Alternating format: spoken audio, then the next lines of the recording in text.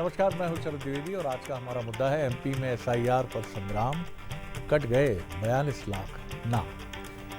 क्या है पूरा मसला और कितना इम्पोर्टेंट है, लेकिन इसके पहले कि हम इस पर चर्चा करें तो अब बढ़ते हैं सीधे डिबेट की तरफ। पहले हमारे देख लीजिए सवाल, बंसल न्यूज़ के सवालों की तरफ हम चलते हैं। पहला सवाल, मध्य प्रदेश में 42 लाख वोटर्स के नाम कटना है, क्या इसमें सुधार होना है?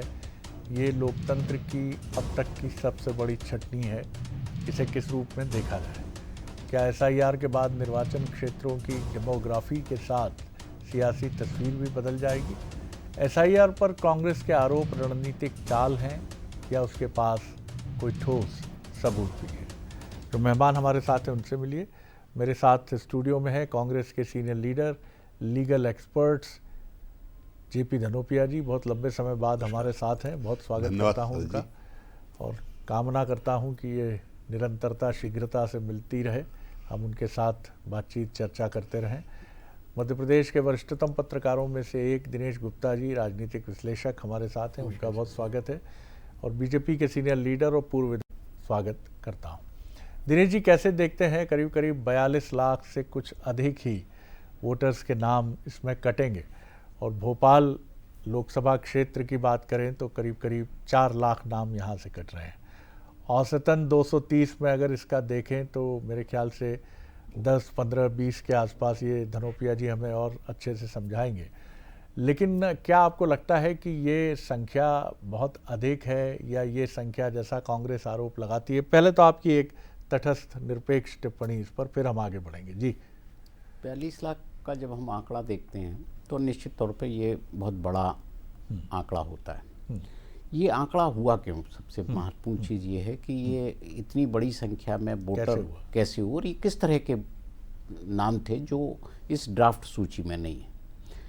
क्या ये ड्राफ्ट सूची में जो स्थिति बनी कि लोग डोर टू डोर गए, वहाँ नहीं पाए गए, या जो मृत थे शिफ्ट हो गए थे, बहुत सारे अलग अलग तरह की कैटेगरी है। लेकिन इस पूरी इसमें प्रोसेस में जो एक सबसे बड़ी जो चीज़ खामी जो जाहिर होती है, बेसिकली एसआईआर की खामी नहीं, ये हम हर साल जो हमारे यहाँ प्रोसेस चलता है 1 जनवरी से चालू होता है कि नाम जुड़वाने और छटवाने का।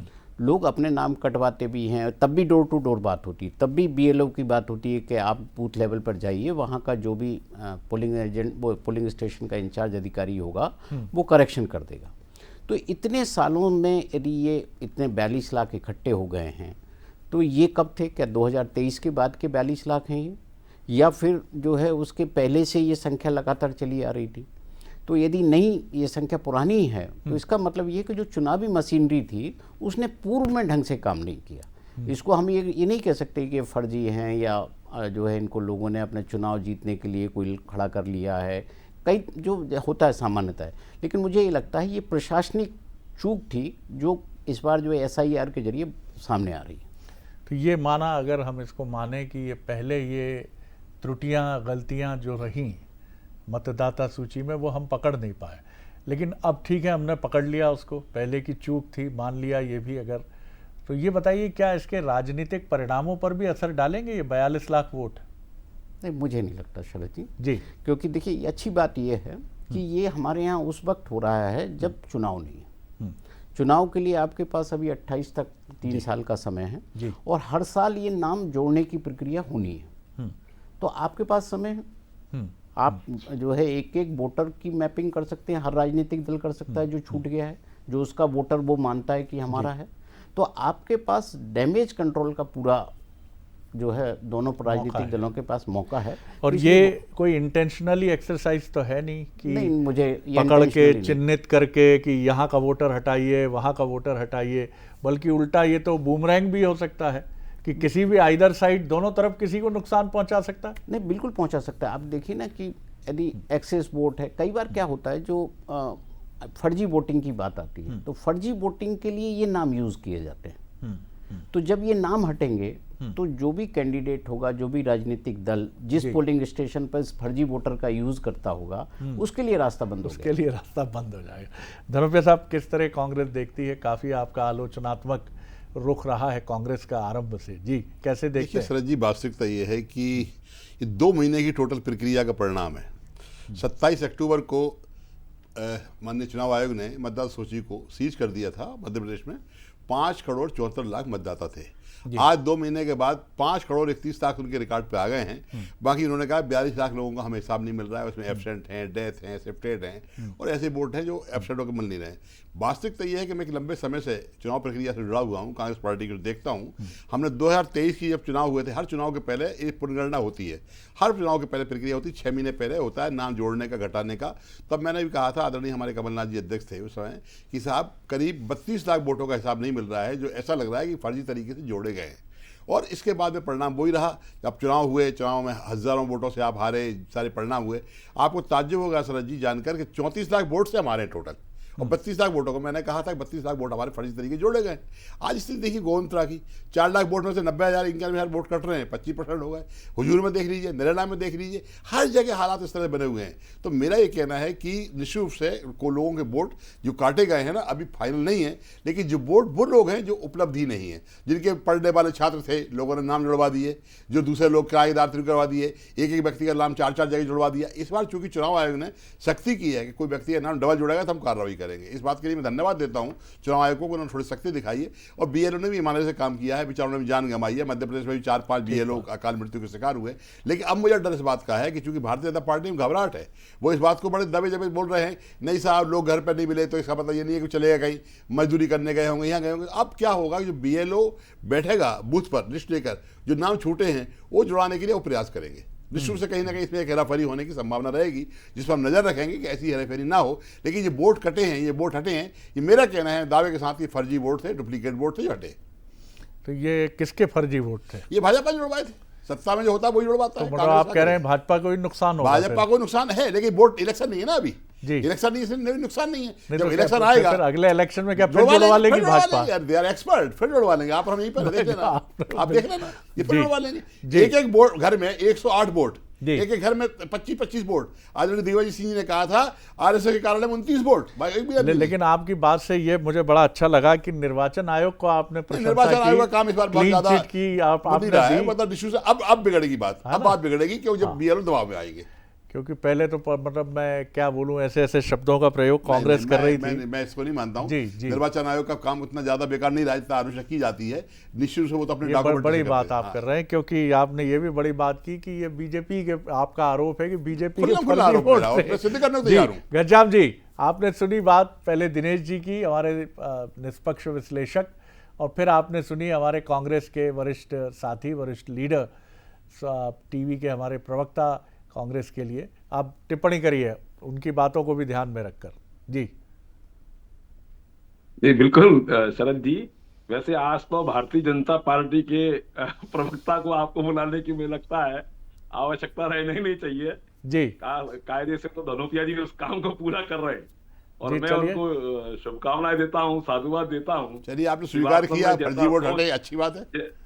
जैसा सोच, जैसा दृष्टिकोण आपका अभी है, वैसा ही सोच, वैसा ही दृष्टिकोण आप ऊपर तक पहुंचाने का काम करें कि वास्तव में ये जो संस्थाएं रहती हैं, ये संवैधानिक संस्थाएं रहती हैं, और इन पर आलोचना करना, इन पर प्रश्न लगाना, ये कहीं ना कहीं आपके मुखार बिंदु से जो आपने बातें रखी हैं, मैं आपको साधुवाद देता हूं।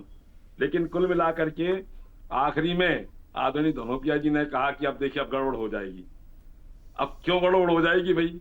2 महीने का समय आपको मिलेगा, उसमें आप आरोप प्रत्यारोप, आपत्तियां, दावे सब लगने वाले हैं, सब करें, कोई किसी को रोक नहीं है। क्या है असल में कि सरकार भारतीय जनता पार्टी की है, लेकिन आदरणीय धनोपिया जी जानते हैं ये सब संवैधानिक संस्थाएं रहती हैं, इनका अपना काम करने का और तरीका रहता है, इन पर किसी का अंकुश नहीं रहता है। लेकिन आरोप लगा करके कहीं ना कहीं भारतीय जनता पार्टी को या उनकी सरकारों को बदनाम करने का काम ये कांग्रेस पार्टी करती है।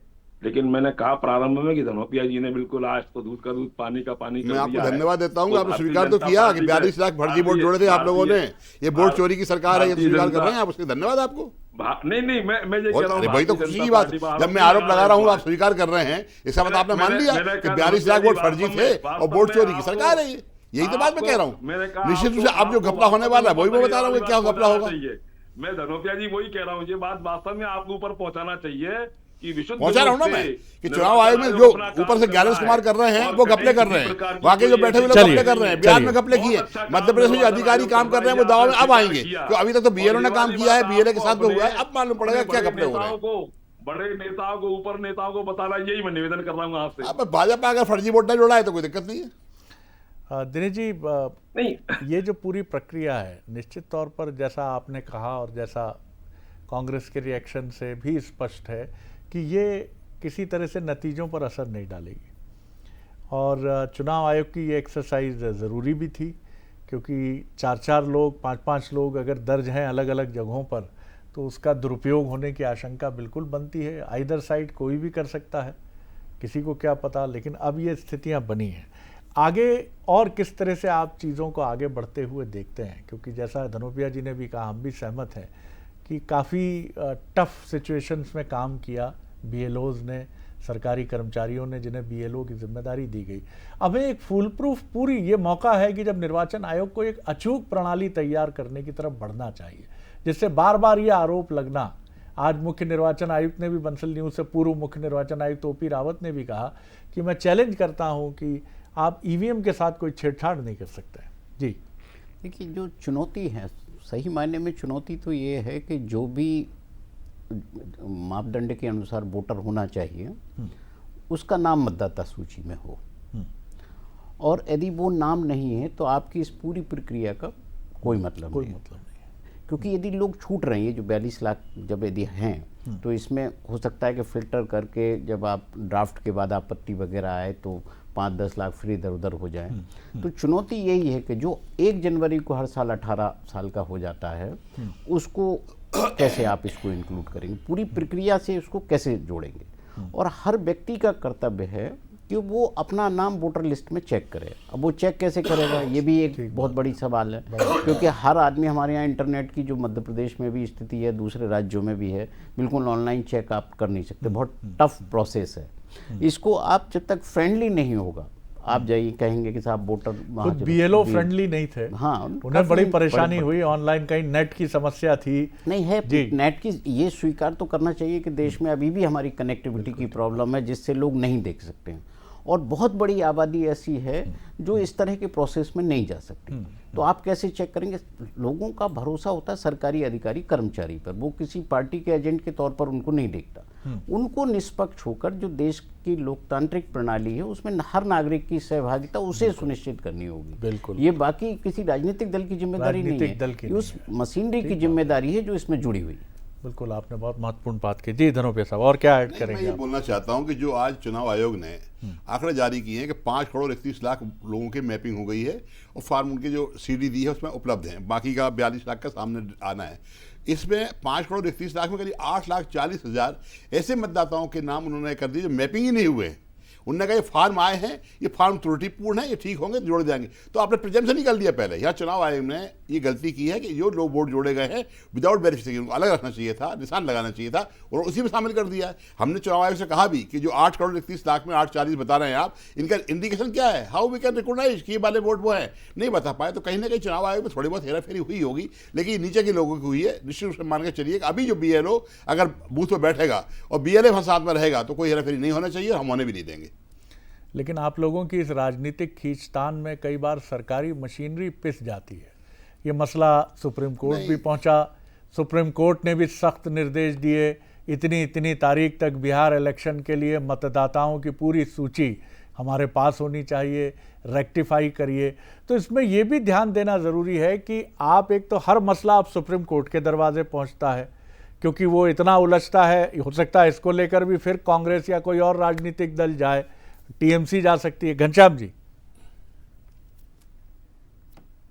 जी हाँ जी, बड़ी मैंने कहा ना कि वास्तव में जैसा सोच दृष्टिकोण वर्तमान समय में आदरणीय धनोपिया जी का है, वो वास्तव में आखिरी तक अगर चिन्हित रहे तो ना तो इनको कहीं जाने की आवश्यकता पड़ेगी और ना कहीं उंगली उठाने की आवश्यकता पड़ेगी। कुल मिलाकर के निर्वाचन आयोग के माध्यम से जो भी समय सीमा है, कहीं आपको लगता है कि कहीं कोई कमी पेशी है, अभी भी वक्त है, तो उसके बाद में अपन दावे आपत्तियां करें। और एक वास्तव में जो एसआईआर के माध्यम से मतदाता सूची पुनरीक्षण का काम हो रहा है, शुद्धिकरण का काम हो रहा है, जी नाम जोड़ना चाहिए, नाम हटना चाहिए, घटना चाहिए, ये सब में हम लोग सहयोग करें, मदद करें। भारतीय जनता पार्टी के कार्यकर्ता भी मदद कर रहे हैं, कांग्रेस के भी कार्यकर्ता मदद करें, और वास्तव में एक अच्छे लोकतंत्र के लिए, अच्छे परंपरा के लिए सबको सहयोग करने की आवश्यकता रहना चाहिए। और कहीं ना कहीं हम जैसे लोग जब चुन करके वहां पहुंचते हैं, कहीं ना कहीं जो जागरूक मतदाता है, जो वास्तव में वोट देने का अधिकार जिसका है, जिसको देना चाहिए, और यही भारतीय जनता पार्टी का सोच है कि भाई संसद में बैठने वाला, पंचायत में बैठने वाला, विधानसभा में बैठने वाला, भाई उसको वोट कौन दे रहा है, वो उसकी लड़ाई है बिल्कुल केवल। बिल्कुल ठीक बात है फर्जी वोट नहीं जी होना हाँ, जी चाहिए, हाँ। ये हमारा युद्ध है, कुल मिलाकर संघर्ष। जी फाइनल मैं कमेंट आप। द्विवेदी जी ये बात करना चाहता हूं कि बिहार में 62 लाख वोट कम हुए।